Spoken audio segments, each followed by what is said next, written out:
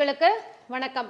நம்மளுடைய சேனல்ல வாஸ்து சம்பந்தமா நிறைய பதிவுகள் பார்த்துட்டு வரோம். இந்த ஒரு பதிவும் நேயர்களுக்காக வாஸ்துவை பத்தி நமக்கு தெரியாத நிறைய பல விஷயங்களை சொல்ல வந்திருக்காரு முருகன் அடிமை வாஸ்து எஸ் செல்வா அவர்கள். சார் வணக்கம். வெற்றிவேல் வீரவேல். இப்ப பொதுவா பூஜை அறையை நம்ம ஒரு வீட்டுல எங்க அமைக்கலாம்? பொதுவாக பூஜை அறை அமைப்பது அப்படிங்கிறது தெற்கு நடுபாகமும் மேற்கு நடுபாகமும் சிறப்பு. அமைக்கவே கூடாது அப்படிங்கிற பகுதி பார்த்தீங்கன்னா வடகிழக்கு பகுதியும் தென்மேற்கு பகுதியும். இந்த ரெண்டு பகுதியும் கட்டாயம் அமைக்கக்கூடாது. இடம் இருந்தால் நம்ம சொன்ன மாதிரி தெற்கு மத்தியமோ இல்லை மேற்கு மத்தியத்தில் வச்சுக்கலாம், இல்லைன்னா ஒரு சில வடமேற்கில் கூட வச்சுக்கலாம். அது இடத்தின் சூழலுக்கு ஏற்ப நம்ம அந்த அளவுக்கு வந்து ஒரு ஆல்டர் பண்ணி கொடுப்போம். அப்போ இந்த பூஜை ஏரியா அப்படிங்கும் பொழுது நம்ம வந்து ஒவ்வொரு ஏரியாவும் தமிழ்நாடு ஃபுல்லாக நம்ம பார்த்த வகையில் ஒவ்வொரு ஏரியாவிலையும் ஒவ்வொரு விதமான அவங்க வந்து பூஜை அறை வைக்கணும், இங்கே தான் வைக்கணும்னு சொல்லி அவங்களா ஒரு முடிவெடுத்து கட்டுறாங்க. இப்போ வந்து சென்னை பகுதியில் பார்த்தீங்கன்னா வடகிழக்கில் பூஜை அறை வச்சிருப்பாங்க. சென்னை மாவட்டம், சென்னை சுற்றுப்புற இருக்கக்கூடிய மாவட்டங்களில் வடகிழக்கு பகுதியில் பூஜை அறை வச்சிருப்பாங்க. அதே மாதிரி கிழக்கு நடுபாகத்தில் பூஜை அறை வச்சிருப்பாங்க. இது கண்டிப்பாக தப்பு தான். இப்பதான் கொஞ்சம் வந்து அவேர்னஸ் வந்து சில பேர் வந்து மாத்திட்டு வந்துட்டு இருக்காங்க. அது மட்டும் இல்லாம இப்ப கோவை பக்கம் போயிட்டோம், கோவை, பொள்ளாச்சி, உடுமலைப்பேட்டை, பல்லடம், திருப்பூர் இந்த பகுதியில் போகும்போது என்ன பண்ணுவாங்கன்னா தென்மேற்கு பகுதியில் வந்து பூஜை ரூம் வச்சிருப்பாங்க. அதுக்கு திண்டுக்கல் சைடு, தேனி, கம்பம், குமுளி இந்த பக்கம் போனாலுமே என்ன பண்றாங்கன்னா தென்மேற்கு பகுதியில் வந்து பூஜை அறை வச்சிருக்காங்க. நல்லா பாருங்க, வடகிழக்கு பகுதியில் பூஜை அறை வச்சிருந்தாங்க அப்படின்னா அவங்க சாத்வீகமான தெய்வத்தை வழிபாடு பண்ணிக்கிட்டு சதா இறைவனுடைய வழிபாடு மட்டும்தான் இருக்கும், பண்ணிட்டு தான் இருப்பாங்களே வெளியே அவங்களுடைய குடும்பம் சார்ந்த வேற ஒரு வளர்ச்சிகளோ எதுவுமே இருக்காது. இந்த இடத்துல நான் வந்து ஆன்மீகத்தை தவறா சொல்றேன்னு எடுத்துக்க வேண்டாம். நம்மளுடைய முதல் வாரிசும் பாதிக்கப்படுறது, குடும்பத் தலைவருடைய ஒரு முன்னேற்றம் இல்லாத ஒரு வீடாக தான் அந்த வீடு இருக்கும். வடகிழக்கு பாதிக்கப்பட்டவங்க நல்ல காரியமே அந்த வீட்டில் நடக்காது.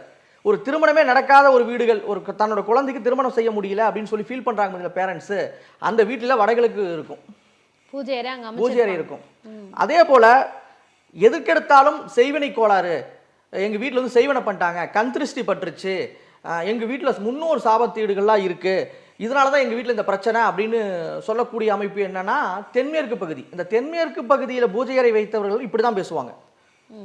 அது மட்டும் இல்லாமல் தென்மேற்கு அறையில் பூஜை அறை வச்சிருக்கிறவங்க வந்து உக்கிரமான தெய்வ வழிபாடு பண்ணுவாங்க, ஆக்ரோஷமான தெய்வங்களை படத்தை தான் வச்சு வழிபாடு பண்ணுவாங்க. அவங்களுக்கு ஒரு பாதிப்பு அப்படின்னா கூட அவங்க வந்து வந்து அதை செய்வனை எடுக்கிற இந்த மாந்திரிகத்தை தான் போய் நாடுவாங்களே ஒழிய சரியான ஒரு தீர்வு அவங்களுக்கு கிடைக்காது. அதனால ரெண்டு வடகிழக்கும் தென்மேற்கும் மிகப்பெரிய ஒரு பாதிப்பை தந்துடும். இப்போ அந்த வாஸ்துங்கிறது வந்து எல்லா மதத்துக்கும் உண்டா? எல்லா மதத்துக்காரங்களும் வாஸ்துவை பின்பற்றுறாங்களா? அதாவது எல்லா மதத்தினரும் பின்பற்றுறாங்க, ஆனால் வெளியே யாருக்கு தெரியாது. நானே வேற்று மதத்தில் இருக்கக்கூடிய நிறைய பேர்த்துக்கு வந்து வாஸ்து பார்த்துட்டு தான் இருக்கோம். என்னுடைய குருநாதரும் சரி, நாங்கள் எங்கள் டீமே வந்து வேற்று மத பார்த்துட்டு தான் இருக்கோம். அது மட்டும் இல்லாமல் நான் ஜோதிடம் முதல்ல ஜோதிடம் கற்றுக்கொள்ளும் பொழுது எனக்கு வந்து வழிகாட்டியாக இருந்து ஜோதிடம் சம்மந்தப்பட்ட சில விஷயங்கள் சொன்னது ஒரு இஸ்லாமிய நண்பர் தான். அவர் தான் எனக்கு முதல் குருநாதர். அப்படி இருக்கும் பொழுது இந்த வாஸ்துவும் அப்படிங்கிறது வந்து எல்லா மதத்திற்கும் எல்லா விதமான வெளிநாட்டில் தொடர்புடைய எல்லாத்துக்குமே பொதுவானது. இந்த வாஸ்துங்கிறது என்னன்னா சூரியன் எப்படி எல்லாத்துக்கும் பொதுவானவர், சூரிய ஒளி எல்லாத்துக்குமே தேவைப்படும். அப்ப சூரிய ஒளி வரணும் அப்படிங்கிறத நம்ம வாஸ்துவை சொல்றோம். காற்று என்பது எல்லாத்துக்கும் பொதுவானது. அப்ப இந்த பஞ்சபூதங்கள் எல்லாமே எல்லாத்துக்குமே சமமானது. இந்த பஞ்சபூதங்களினுடைய அடிப்படையில தான் இந்த உயிரே இயங்கிட்டு இருக்குது எல்லாத்துக்குமே. சரிங்களா? அப்படி இருக்கும் பொழுது அந்த பஞ்சபூதங்களுடைய தன்மையில இயங்குறதுனால இந்த இது எல்லாத்துக்கும் பொதுவானது தான் இந்த வாஸ்து. அதாவது நீங்க வந்து இது ஆன்மீகத்தோட பார்த்தீங்க அப்படின்னா இந்து மதத்துக்கு மட்டுமே ஆனதா மாறிடும். அப்படி கிடையாது. வடகிழக்கு பகுதியில் பெரும்பாலும் வந்து நம்ம இந்து மதத்தில் தான் பூஜை அறை வைக்கக்கூடாதுன்னு சொல்லுவோம். ஆனால் வடகிழக்கு பகுதியில் நம்ம வந்து தொழுகை அறை கொடுப்போம் எப்பயுமே. ஏன்னா அந்த தொழுகை அறையை வந்து அவங்க அவ்வளோ சுத்தமாக வச்சுருப்பாங்க. அந்த இடத்துல பெரிய அறையாக போட்டிருப்பாங்க, சுத்தமாக வச்சுருப்பாங்க, நல்ல காற்றோட்டமாக இருக்கக்கூடிய அறையாக அமைப்பாங்க அவங்க. ஏன்னா நம்ம அந்த இடத்துல வாஸ்து பார்க்க போகிற இடத்துல அவங்க கேட்ட இதில் நம்ம சொல்கிறோம் இதை பற்றி. அப்போ அதனால தான் இந்த எல்லா மதத்தில் இருக்கவங்களும் பின்பற்றிட்டு தான் இருக்காங்க. அது வெளியே யாருக்கும் தெரியறதில்ல. இப்போ அடுத்து வெளிநாட்டில் நிறைய பேர் வீடு கட்டுறாங்க, கட்டின வீட்டை வாங்குறாங்க. ஸோ வெளிநாட்டிலையும் வந்து வாஸ்துங்கிறது கண்டிப்பாக பார்க்கணுமா, இல்லை அது இந்தியாவுக்கு மட்டும்தான் பொருந்தும்? இல்லை, தென்னிந்தியாவில் பரவலாக வாஸ்து வந்து அதிகமாக பார்க்குறாங்க. மேலே போக போக அதாவது ஒவ்வொரு நாட்டினுடைய சூழலுக்கு ஏற்ப சில மாற்றங்கள் மட்டும் இருக்கும். அதாவது நம்ம வந்து வாஸ்து விதிகள் அனைத்துமே நம்ம பின்பற்றுவோம். தென்னிந்தியாவில் அனைத்து விதிகளும் பின்பற்றுவோம். அது நல்லாவும் இருக்கும், கரெக்டாகவும் இருக்கும். சில நாடுகளில் சூரிய ஒளியின் சூரிய நகர்வுகளின் அடிப்படையில் தான் மாறும் அந்த இடத்துல. ஏன்னா சீதோஷண நிலை மாறி இருக்கும். சரிங்களா? அது சூரிய ஒளி வந்து ப்ராப்பராக வந்து நமக்கு தான் 12 மணி நேரம் இருக்கு. சில நாடுகளில் 8 மணி நேரம் தான் இருக்கும், சில நாடுகளில் 10 மணி நேரம் தான் இருக்கும், சில நாடுகளில் 6 மாசத்துக்கு ஒருக்கா சூரிய வெளிச்சம் வரக்கூடிய நாடுகள் கூட இருக்கு. அங்கெல்லாம் வாஸ்து வேலை செய்யாது. குளிர் பிரதேசம் அதிக ஆமா நிரம்பிய ஆமா நாடுகள்ல அந்த இடத்துல எந்தெந்த விதிகள் தேவையோ அதை மட்டும் பயன்படுத்திக்கிட்டா போதும். ஆனா வெளிநாடுகள்லயும் வாஸ்து விதிகள் நாம வாஸ்துன்னு சொல்றோம், அவங்க வாஸ்துன்னு பேர் வைக்காம அவங்க வென்டிலேஷன் அப்படின்னு பேர் வச்சிருக்காங்க, கிரீன் ஏரியான்னு வச்சிருக்காங்க, சன் டைரக்ஷன் பேர் வச்சிருக்காங்க, ஓரியன்டேஷன் அப்படின்னு சொல்லி பேர் வச்சிருக்காங்க. இதெல்லாம் அடிப்படையில வச்சுதான் அவங்க வீடே கட்டுறாங்க. ஓகே. ஸோ வாஸ்துங்கிறது எல்லாமே இருக்கு, பெயர்கள் தான் மாறுபடும். பெயர்கள் தான் மாறுபட்டிருக்கும். ஓகே. இப்போ அடுத்ததா ஒரு வீட்டுல தென்மேற்குங்கிற திசை வந்து பாதிக்கப்பட்டிருக்கு. அப்ப அவங்க எந்த மாதிரி ஒரு கஷ்டங்கள் எல்லாம் வந்து சந்திப்பாங்க? இந்த தென்மேற்கு பகுதி அப்படிங்கிறது வடகிழக்கு பகுதிக்கு அடுத்த நிகரான ஒரு பலம் வாய்ந்த ஒரு பகுதி அப்படிங்கிறது தென்மேற்கு பகுதி அப்படின்னு சொல்லுவோம். நம்ம நடைமுறை இதுல பார்த்து குபேர மூலைன்னு சொல்லுவாங்க. ஆனா அது குபேர மூலையே கிடையாது, அது தென்மேற்கு மூலை, நைருதி மூலை அப்படின்னு சாஸ்திரத்தில் சொல்லப்பட்டுள்ளது. இப்போ இந்த தென்மேற்கு பகுதி அப்படிங்கிறது மறைவு ஸ்தானம். ஓகே. சரிங்களா? படுக்கறை, மாஸ்டர் பெட்ரூம் தான் அங்க இருக்கணும். அந்த இடம் பாதிக்கப்பட்டு விட்டால் மான மரியாதை போகக்கூடிய சூழல் ஏற்படும். வீட்ல அந்த மாதிரி ஒரு அவமானம் ஏற்படக்கூடிய சூழல் ஏற்படும். அதாவது அந்த வீட்டினுடைய ஆணோ இல்ல பெண்ணோ மான மரியாதை இழந்து நிற்கக்கூடிய சூழல் ஏற்படும். அதாவது 2ஆம் திருமணம் செஞ்சுக்கலாம், அதாவது சமுதாயத்திற்கு ஒவ்வாத விஷயங்கள் எல்லாம் செய்யக்கூடிய வீடுகளா இருக்கும். அதன் மூலமா கெட்ட பேர் நிறைய வரும். அதான் மான மரியாதை எல்லாம் விளக்குறதுன்னா அந்த இடம் பாதிக்கப்பட்ட மான மரியாதை எழுந்துரும். தொழில மிகப்பெரிய லாஸ் ஆகி நடுத்தெருவில் நிக்கிறாங்க அப்படின்னாலும் தென்மேற்கு பாதிக்கப்பட்ட வீடு தான். ஓகே. இப்போ சில பேருக்கு வந்து கடன் தொல்லை அதிகமா இருக்கும், வீடெல்லாம் ஜப்திக்கு கூட வந்திருக்கும், அவங்களுக்கு என்ன பண்றதுன்னே தெரியாது, கஷ்டப்பட்டு வீடு கட்டியிருப்பாங்க இல்லை வாங்கியிருப்பாங்க. அப்ப அது என்ன பாதிப்பா இருக்க வாய்ப்பு இருக்கு அவங்களுக்கெல்லாம்? பெரும்பாலும் தெற்கு வாசல் வைத்த வீடு வந்து லாங் டைம் லோன் போட்டு வீடு கட்டுவாங்க. ஒரு 25 வருஷம் லோன் போட்டு கட்டுறவங்களாம் யாருன்னா தெற்கு வாசல் வைத்த வீடுகள் தான்.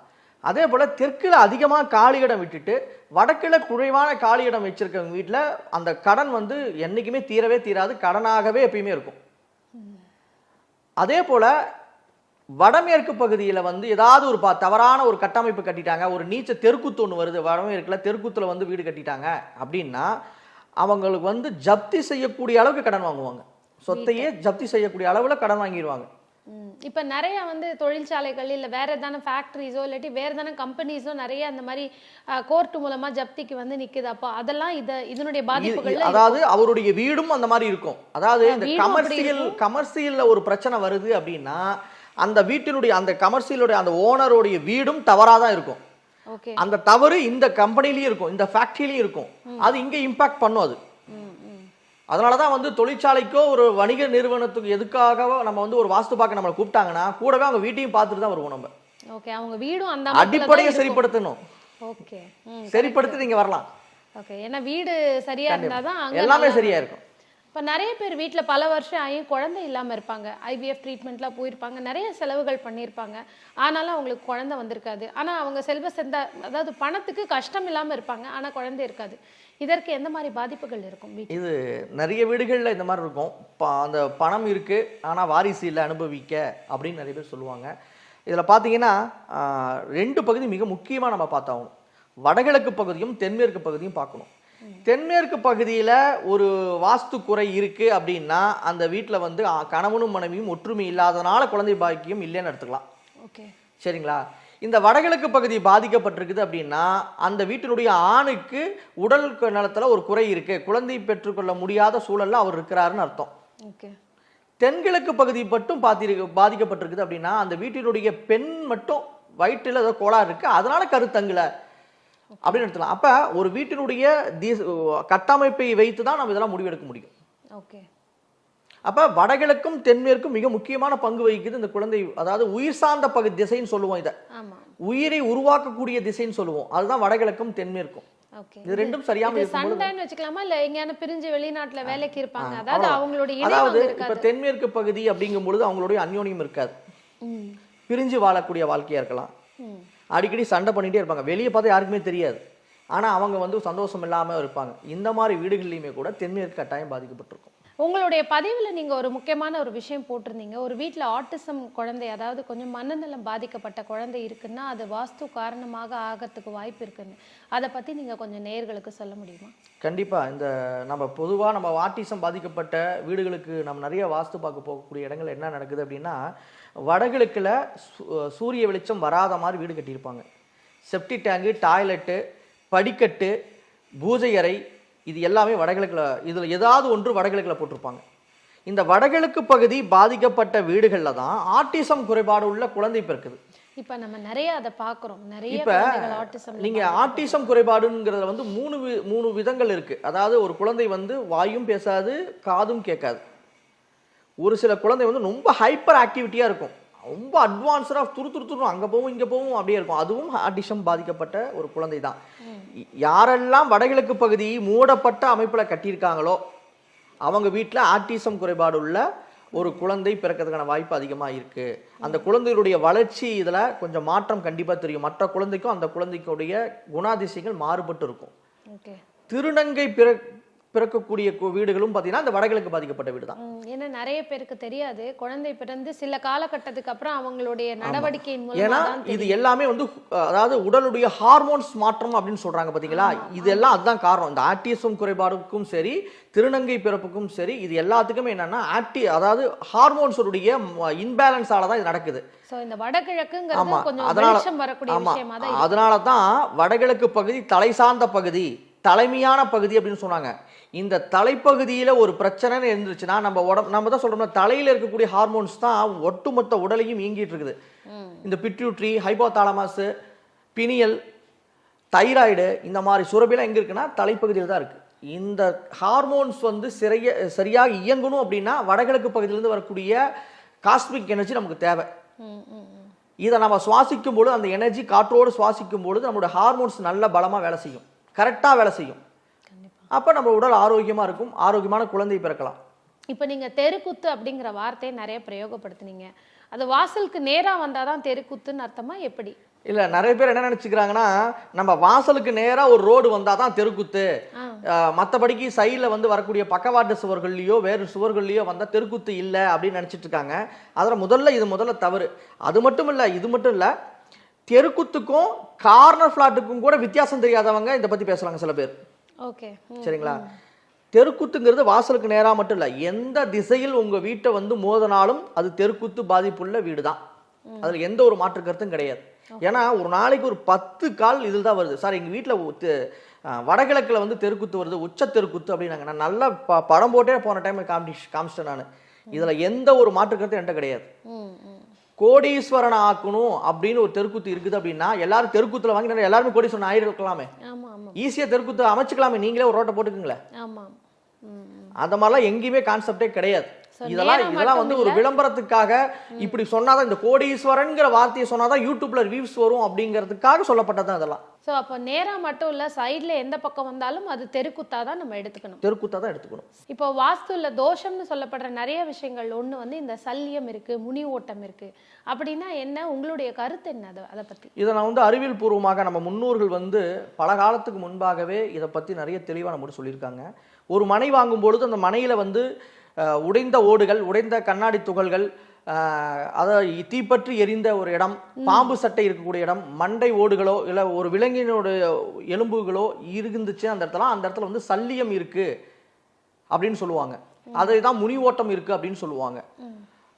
என்ன காரணம்னா அந்த இடத்துல வீடு கட்டாதீங்க, அந்த இடத்துல வீடு கட்டினா அந்த வீட்டில் இருக்கக்கூடியவர்களுக்கு பேய் பிடிக்கும், அது மட்டும் இல்லாமல் மனநிலை பாதிக்கப்பட்டவங்க இதெல்லாம் அந்த வீட்டில் இருக்கக்கூடியவர்களா இருக்கும் அப்படின்னு சொல்லுவாங்க. இந்த மாதிரி நிலத்துல எவ்வளவு வாஸ்துபடி கட்டினாலுமே அந்த பாதிப்பு உங்களுக்கு வரும். சரி, இப்ப நீங்க சொல்றத பாத்தீங்கன்னா முன்னாடி காலத்துல சுடுகாடுகள் அதிகமா இருந்தது, இப்ப கிடையாது. அந்த மாதிரி இருந்த இடங்களை நிறைய மூடிதான் வந்து நிலங்களை விற்கிறாங்க, அழகான அந்த செடிகள் எல்லாம் வச்சு வித்துடுறாங்க. அப்ப கீழே என்ன இருக்குன்னே தெரியாது. இப்ப இதை வாங்குறவங்க எப்படி தெரிஞ்சுக்கிறது அவங்க இடம் நல்ல நிலமா அப்படிங்கறத எப்படி தெரிஞ்சுக்கிறது? அதனாலதான் வாஸ்து நிபுணரை கூப்பிட்டு வச்சு நேர்ல பார்க்கணும்னு சொல்றது. இப்ப என்னன்னா, இப்ப இந்த சல்லியம் முனிவோட்டம் அப்படிங்கிறது நிலத்துக்கு அடியில் இருக்கக்கூடிய ரேடியேஷன் தாக்கத்தால் உருவாக்கப்பட்ட நிலம், வரக்கூடிய நிலம் சொல்லுவாங்க. அதாவது இந்த நிலத்துக்கு அடியில பூமியினுடைய மின்காந்த ஆற்றலானது மேல் நோக்கி வந்துகிட்டே இருக்கும். அதாவது பூமிக்கு இடையில மீத்தேன் இருக்கு, ஈத்தேன் இருக்கு, கேஸ் ஃபார்ம் இருக்கு, கோர் இருக்கு, இது எல்லாமே சேர்ந்து இருக்கிறதுனால பூமி வந்து ரொட்டேஷன் ஆகிட்டே இருக்குல்ல. இந்த ரொட்டேஷன் ஆகிட்டே இருக்கிறதுனால உள்ள இருந்து ஒரு எனர்ஜி மேல வந்துட்டே இருக்கும். அதாவது டைனமோ எனர்ஜின்னு சொல்லுவாங்க. அதை அந்த டைனமோ எனர்ஜி எந்த இடத்துல அபரீதமா வருதோ அந்த இடத்துல சல்லியம் இருக்கும். சரிங்களா? அது எல்லா இடத்துலயும் இருக்காது, 99% இருக்காது. சார் இதை நீங்க போய் கண்டுபிடிச்சிருவீங்க அந்த இடத்துல. சார் அதுதான் அதான் சொல்றல, இது எல்லாமே வந்து அந்த இடத்துக்கு போனாதான் அது நமக்கு தெரியும். ஒரு உள்ளுணர்வுல சொல்லக்கூடிய வாசனமுறைகளும் இருக்காங்க. அந்த இடத்துல போனாவே அவங்களுக்கு வந்து அதனுடைய உணர்வுகள் தெரியும். ஒரு சிலர் வந்து காப்பர் ராடு, அதாவது காப்பர் எல் ராடு இருக்குல்ல, எல் ராடு வச்சு செக் பண்றவங்களும் இருக்காங்க. ஒரு சிலர் என்ன பண்றாங்க அப்படின்னா அந்த இடத்துல வந்து மாடை மேய விடுறாங்க. அதாவது நவதானியங்களை போட்டு மாடை மேய விட்டு அந்த மாடு வந்து அந்த இடத்துல நல்லா புல்ல சாப்பிட்டு அங்கேயே இருக்கு அப்படின்னா அந்த நிலம் நல்ல நிலம். அந்த நிலத்துல ஒரு நாய், அதாவது நாயோ எதை கட்டி விட்டாலுமே அந்த நாய் வந்து சதா உழைச்சிக்கிட்டே இருக்கிறது, இல்ல மாடு வந்து ஒரு இடத்துல நிக்காது, அங்கேயும் இங்கிட்டு போயிட்டே இருக்கும், கத்திக்கிட்டே இருக்கும். இந்த மாதிரியான ஒரு நிலமைப்பு இருக்கு அப்படின்னா அதுல பிரச்சனை அங்க இருக்குதுன்னு அர்த்தம். ஏன்னா முன்னோர்கள் இவ்வளவு ஈஸியா நமக்கு சொல்லிட்டு போயிட்டாங்க. சரிங்களா? ஆமா, அதனாலதான் நானா பூஜை, அதாவது பூமி பூஜை போடும்பொழுது நான் வந்து நிலத்தை பார்த்துற ஓரளவுக்கு இது வாஸ்து சல்லியம் இருக்கா முனியோட்டம் இருக்கான்னு சொல்லிடுவோம். சரிங்களா? இதைத்தான் வெளிநாட்டுக்கார ஜியாபதிஸ்டர்ஸ்ன்னு சொன்னான். நம்ம முனியோட்டம் சல்லின்னு சொன்னோம். அந்த முனியோட்டம் சல்லியும் இருந்தா அதை எப்படி கண்டுபிடிக்கணுங்கிற விதிமுறை நம்மளுடைய முன்னோர்கள் சொல்லிட்டு போயிட்டாங்க, பசுமாடை மேய விடு. ஆனா வெளிநாட்டுக்காரர் என்ன பண்ணானா சில இன்ஸ்ட்ருமெண்ட் வச்சு கண்டுபிடிக்கிறான். ஒரு காப்பர் எல் ராடே கண்டுபிடிச்சிருங்க அந்த இடத்துல அபரிதமா கரகரன்னு சுத்துதுன்னா அந்த இடத்துல ஏதாவது மின்காந்த ஆற்றல் அதிகமா வெளியே வந்துட்டு இருக்குதுன்னு அர்த்தம். அதை அரெஸ்ட் பண்ணலாம். அது ஒரு பெரிய செலவும் இல்லை, ஒண்ணுமே கிடையாது. அதெல்லாம் சரிப்படுத்திடலாம். எல்லாமே ஃபர்ஸ்ட்ல இருந்து நீங்க வாஸ்துமேனை அழைச்சி அந்த நிலத்துல இருந்து ஸ்டார்ட் பண்ணாதான், எல்லாமே பார்க்க ஆரம்பிச்சாதான் இதெல்லாம் படிப்படியா கொண்டு வர முடியும். கண்டிப்பா வீடுங்கிறது பல வருஷம் நம்ம சந்தோஷமா வாழக்கூடிய அந்த ஒரு இடத்துக்கு நம்ம ஆரம்பத்திலேயே இந்த விதிகள் செய்யும் பொழுது அது பிரச்சனை இல்லாத ஒரு நல்ல இடமா இருக்கும். வீடு என்பது ஒரு 40 வருட காலங்கள் ஒரு மனிதன் அங்க வாழக்கூடிய இடம். அது நல்லா அமைச்சுக்கிட்டோம் அப்படின்னா அடுத்த ஜெனரேஷன் நல்லா இருக்கும்.